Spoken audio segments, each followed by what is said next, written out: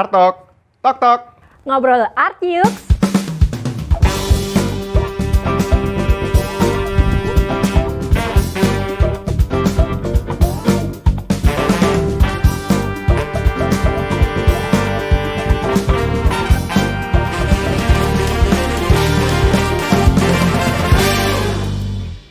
Hai art people, bertemu lagi dengan kita di Art Talk. Bersama Kak Talita, welcome Kak Talita. Terima kasih, halo semuanya. Halo, saya ingin bertanya nih Kak, dari perspektif seorang desainer, dengan adanya pilihan rumput atau tanaman sintetis ini sebagai seorang desainer, sebenarnya ada pengaruh apa sih dalam segi mendesain dan di dunia interior secara umum?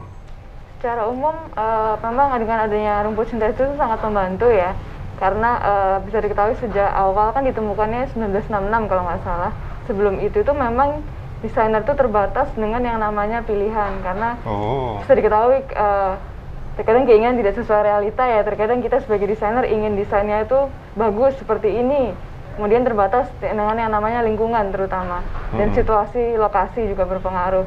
Seperti contohnya ketika kita ingin mendesain taman yang bagus, itu cenderung kita terbatas sama yang namanya keadaan, karena harus adanya unsur-unsur seperti cahaya matahari yang dipertimbangkan, kemudian sumber air yang terdekat seperti apa, kemudian ada kesuburan tanah juga dipertimbangkan, sehingga ini sering menghambat desainer untuk akhirnya menyempurnakan desainnya, terutama yang menggunakan unsur hijau seperti tanaman dan taman, bahkan vertical garden yang sekarang juga sedang tren.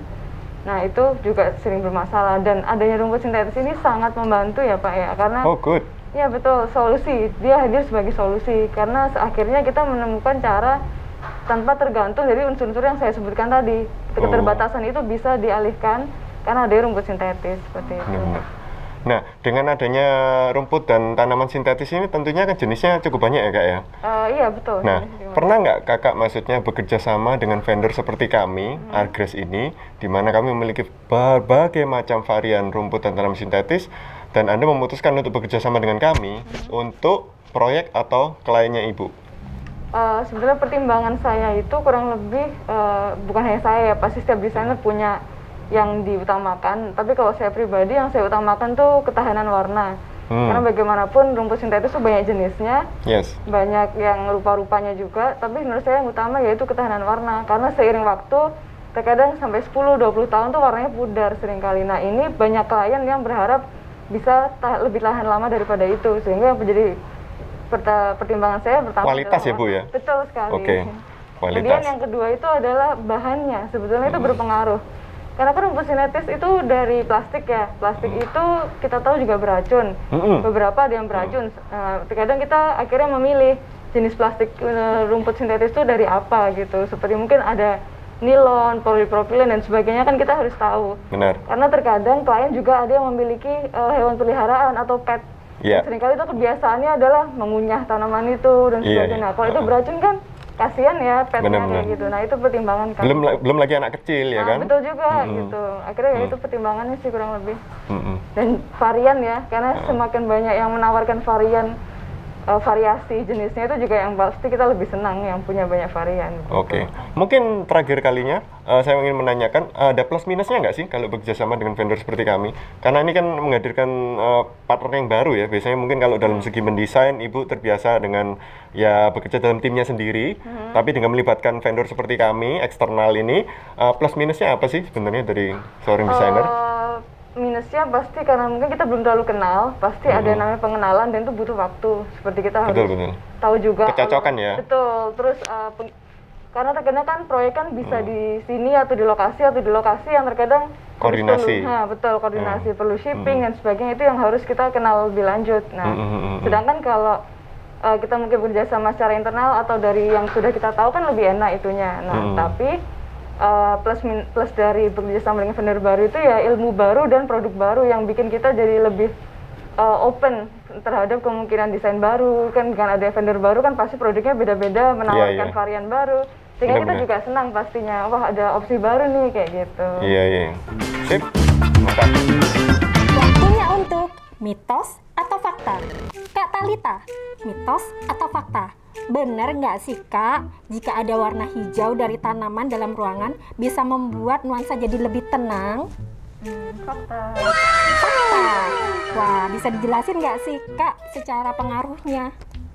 Jadi gini ya, setiap warna itu punya yang namanya efek psikologis.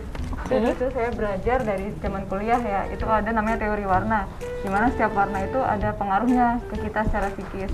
Itu juga menjelaskan kenapa rumah sakit cenderung warnanya hijau, karena memang hijau itu memberi kesegaran ke dalam seseorang, dan juga dia sebagai penetralisir. Dokter itu kan ketika melakukan operasi dia akan melihat darah, dimana itu mayoritas merah. Seringkali itu di kepala tuh agak sedikit pusing, terutama ya baunya dan sebagainya. Nah, ketika dia melihat dinding yang hijau, itu sebagai penetralisir dari warna merah tersebut. Sama halnya seperti kita lihat restoran fast food, jarang sekali yang menggunakan warna-warna dingin seperti biru atau hijau. Cenderung seringnya merah atau kuning, karena memang merah atau kuning dan warna-warna hangat lainnya itu menggugah appetite atau selera makan. Sehingga ya setiap warna memang berpengaruh dan ada efeknya ke kita, termasuk hijau. Oh wow, fakta yang menarik. Terima kasih Kak Talita. Kak, boleh share nggak sih Kak? Apa sih Kak yang mendasari seorang desainer itu akhirnya memutuskan menggunakan tanaman atau rumput artifisial Kak? Memang sih tidak bisa dipungkiri ya, memang pasti semua orang ingin menggunakan yang natural. Karena selain sehat ya, dia mengeluarkan oksigen, membuat orang merasa segar dan sebagainya. Baik. Tapi memang pasti ada keterbatasan, seperti yang saya sebutkan tadi. Apabila lahan hunian tersebut tidak mencukupi atau tidak memadai, seperti tadi ada sumber cahaya dan sebagainya, itu tidak bisa dihadirkan di rumah itu, maka kita akhirnya memilih rumput sintetis atau tanaman sintetis sebagai solusi. Kemudian ada lagi yaitu kebutuhan atau demand dari klien itu sendiri. Kita tahu banyak klien tuh juga, saya hampir tidak pernah ketemu sih klien yang tidak suka tanaman. Pasti wah seneng ya rumahnya tuh segar gitu, hijau. Tapi juga mereka memiliki keterbatasan yaitu waktu. Seringkali mereka sibuk kerja dan tidak memiliki waktu untuk merawat. Sedangkan tanaman asli itu amat sangat butuh maintenance yang ribet lah ya. Yes. Kayak harus dirawat secara rutin, Benar, Kak. air dan sebagainya. Nah, kita kan desainer hadir sebagai memberi solusi, bukan malah mempersulit ya. Ketika klien ingin taman tapi tidak bisa maintenance, kita kasih taman kan kesusahan nanti. Akhirnya di situ tanaman sintetis jadi opsi terbaik. Oke, jadi Kak Talita nih ya Kak, kalau Kak Talita pribadi nih, prefer yang artificial atau yang natural Kak?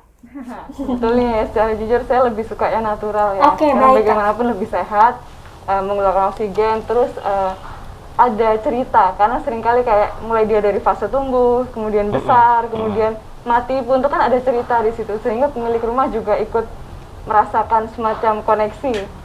Benar. Betul sih. Itu preference sih benernya ya kan, personal preference. Memang masing-masing orang, masing-masing individu ada preferensinya masing-masing ya kan, dan kita menghargai itu. Tapi itu tadi, kalau memang tidak punya waktu dan tidak bisa merawat, ya memang sebaiknya rumput sintetis atau tanaman sintetis saja. Exactly. Daripada tidak punya sama sekali, begitu kan. Solusinya itu Betul, sih. solusi Yes. yang baik. Karena ada faktor biaya, waktu, dan tenaga juga kan yang harus sekali. dipikirkan kan. Ya, betul. Memang segala sesuatu itu memang kita sukanya yang natural ya. Betul. Tapi karena terkadang kondisi lapangan sama kondisi yang kita keterbatasan waktu dan sebagainya, biaya, itu kadang kita mungkin harus beralih ke yang artificial bila diperlukan. Ya, betul Ya, sekali. oke. Saya rasa demikian, ya kan. Terima kasih atas waktunya Kak Talita. Terima kasih. Sampai jumpa Art People di Art Talk selanjutnya.